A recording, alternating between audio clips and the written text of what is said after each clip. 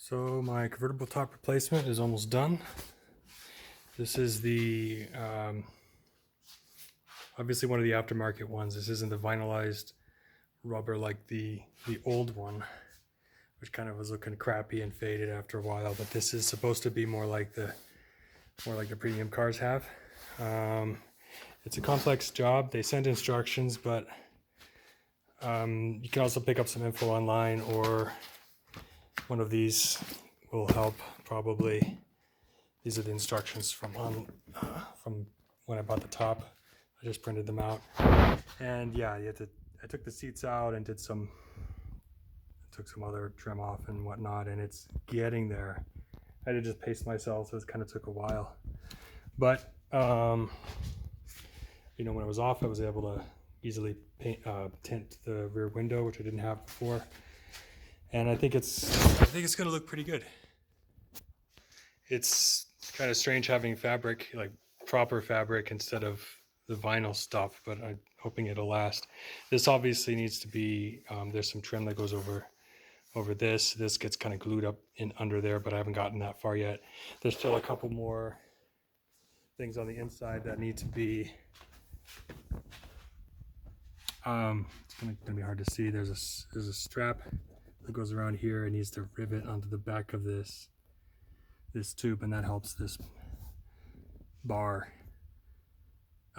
get secured. And then there's a whole, I don't know, there's just a lot going on in order to make this a pretty tidy top. It's not simple like the old British sports car tops that just button on the outside of the car. So, you know, there's got to be drainage in here and stuff, so there's a lot in there to actually accommodate that. But it's almost done finally. It's going to make the car look a lot better. But I was kind of impressed that the old top lasted 20 years.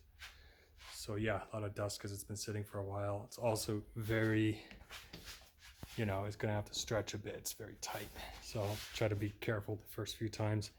And another issue I'm running into is, actually, I can show it on this side. When this goes down on the other side, this kind of pops out. So the next time I try to put the top up, it's like that. And this happened once or twice before on the old top, and I had to kind of just, you know, tuck it in, and then it was fine.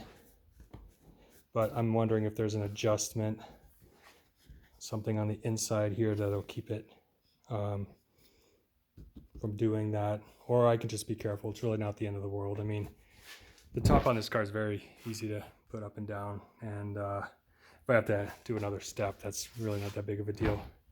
But yeah, it's gonna be nice to be able to use the top a little bit more often. And oh yeah, this is what I still haven't painted the cover, but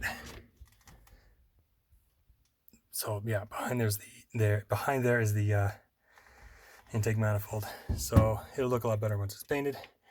But there seems to be, there's plenty of clearance in there right now when the top is up, and I'll check it when I put the top down, but I'm a little, I want to take it easy right now and not mess with anything to, oops, this came off.